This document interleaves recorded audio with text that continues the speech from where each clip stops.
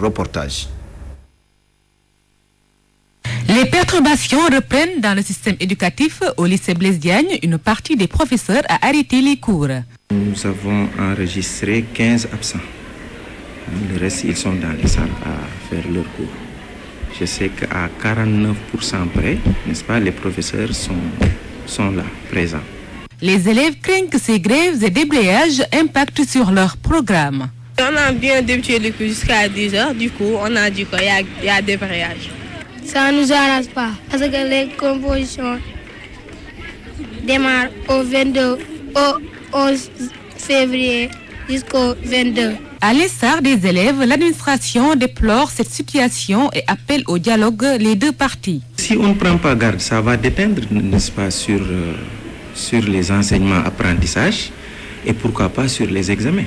Moi, je pense qu'il urge quand même que, en tout cas, les deux parties s'asseyent autour d'une table et qu'on cherche à trouver des solutions pérennes. Parce qu'on ne peut pas rester des années et des années à vivre toujours pareille situation. Donc je pense que de part et d'autre, il y a des efforts à consentir pour que cette situation-là ne soit plus qu'un souvenir. L'année scolaire commence mal. Les élèves redoutent le scénario de l'année dernière où une année blanche a été évitée de justesse. Voilà, c'était le reportage donc de Fatou Dioufay qui s'est rendu au lycée Ngalandou Diouf pour constater le mot d'ordre de grève observé par le CUSEMS. Et nous reparlons de cette conférence de presse des étudiants handicapés. Ils exigent le recrutement dans la fonction publique. Ils soutiennent qu'ils sont victimes donc d'une discrimination. Ils ont d'ailleurs donné un ultimatum d'une semaine aux autorités. Un reportage d'Amadou Limbaye. Les 5500 emplois promis par Macky Sall lors de son adresse à la nation aiguisent déjà des appétits. À l'université Cheikh Anta Diop, les étudiants handicapés réclament leur part du gâteau. Vu la répartition, il y a 1000 postes qui sont réservés à la police, 1000 postes à la gendarmerie, 1135 postes à l'armée. C'est pour cela que nous avons jugé de convoquer ce point de presse pour attirer l'attention des autorités pour qu'ils nous prennent en compte dans ce recrutement. Parce que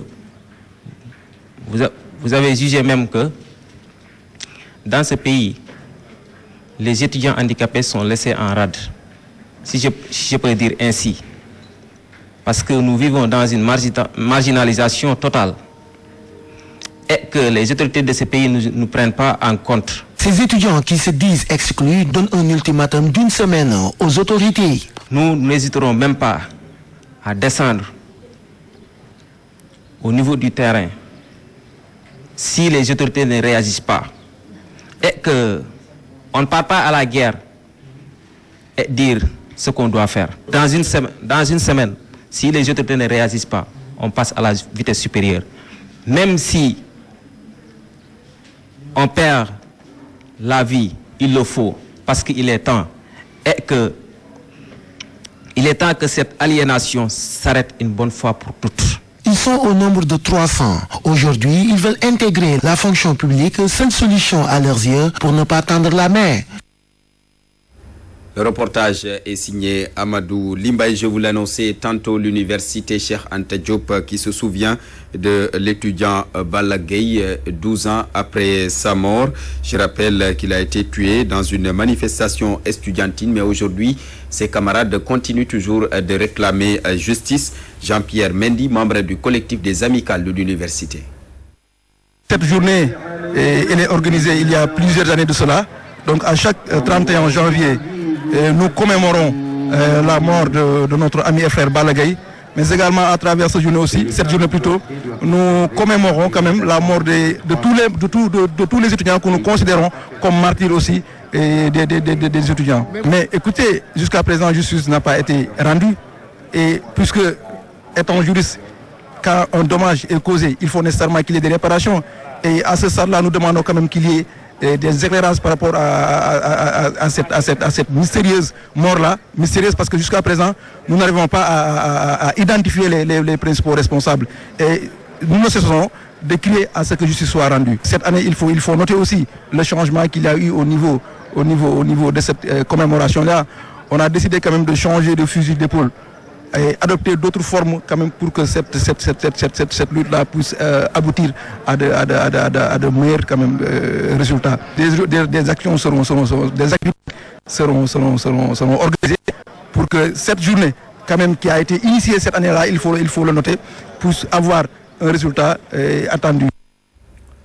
Jean-Pierre Mendy, membre du collectif des amicales de l'université Cheikh Anta Diop de Dakar. Les étudiants, je le rappelle, continuent de réclamer justice à la suite de la mort de l'étudiant Balla Gaye, 12 ans après.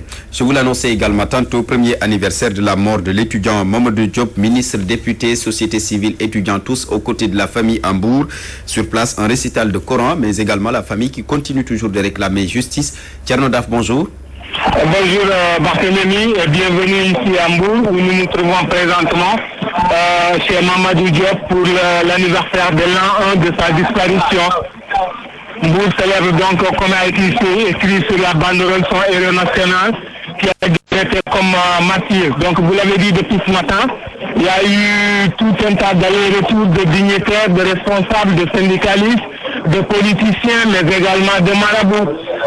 Toute la famille elle a réuni aujourd'hui pour justement commémorer l'an 1, cet an 1 de la mort de Mamadou Diop. Depuis ce matin, il y a eu un récital de Coran, mais également il y a eu des témoignages. Celui par exemple de Alioune Tine qui dit que Mamadou Diop restera le martyr le plus absolu au Sénégal. Il y a eu le témoignage de son père, celui de sa mère, mais le témoignage le plus émouvant, celui qui aura le plus attiré l'attention, aura sans nul doute été celui de son épouse, qui tenue si émue presque au bord des larmes, a presque eu un moment de difficulté pour sortir le mot qu'elle avait et qu'elle ressentait en elle-même. Toute la classe politique sénégalaise également s'était pratiquement donné rendez-vous à Hambourg, parce qu'en dehors de Alioune Tine, il y avait les députés Abdoul Mbow, Thierno Bocoum, Gator Mbaye, Barthélémy Diaz, Sira Ndiaye, Maguette Diokh, entre autres. Il y a eu les anciens ministres Ibrahima Sall de l'éducation, Lamine Ba, il y a Abdou Samad Mbacké, il y a le président du collectif des victimes. Donc tous sont là aujourd'hui. Après le récital du Coran, après le témoignage, les étudiants de Dakar, de l'université de Dakar sont arrivés tout à l'heure également en caravane, parce qu'également il y a eu un récital de Coran ce matin à Dakar. Donc là on est au témoignage, le marabout Serigne Sidi Mbacké vient de se retirer, les gens vont reprendre le témoignage, mais Barthélémy, ce qu'on peut retenir, c'est qu'on est parti pour une très longue journée de témoignage pour marquer l'an 1 de la mort justement de Mamadou Diop ici à Hambourg. Merci beaucoup Thierno Daf. Pratiquement toutes les couches de la société sont représentées au domicile de l'étudiant Mamadou Diop pour justement commémorer le décès de l'étudiant. C'était l'année passée, l'an 1 donc de son anniversaire.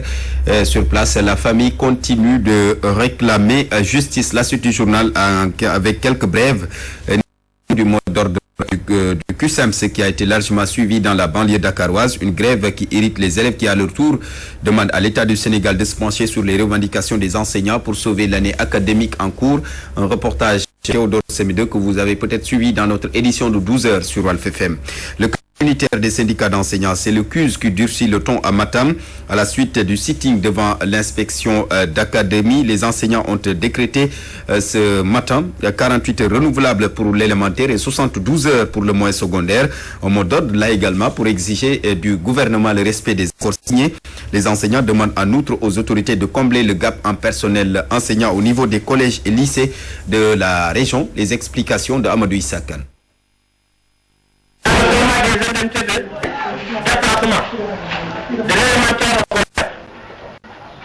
Le manque de professeurs, surtout en philosophie. Voilà, toutes nos excuses à Amadou Issa Kane qui doit donner un compte rendu de cette conférence de presse organisée entre contre les enseignants de l'élémentaire et ceux du moyen secondaire. Ce sera peut-être dans nos prochaines éditions. Attaque armée à Kanyarou, c'est une localité située dans le département de Bignoran. Une bande de malfaiteurs a fait irruption dans ce village à 9h du matin ce jeudi. Elle a dépouillé les passagers de 2 véhicules de tous leurs biens et emporté 4 motos. Et puis les rideaux sont tombés sur la 130e édition du Gamou de Ndiassane. Le calife Cheikh Bou Mohamed Kunta invite le Sénégal et la communauté internationale à se mobiliser pour le retour de la paix au Mali. Nous y reviendrons avec Ramatoulaye Sarr.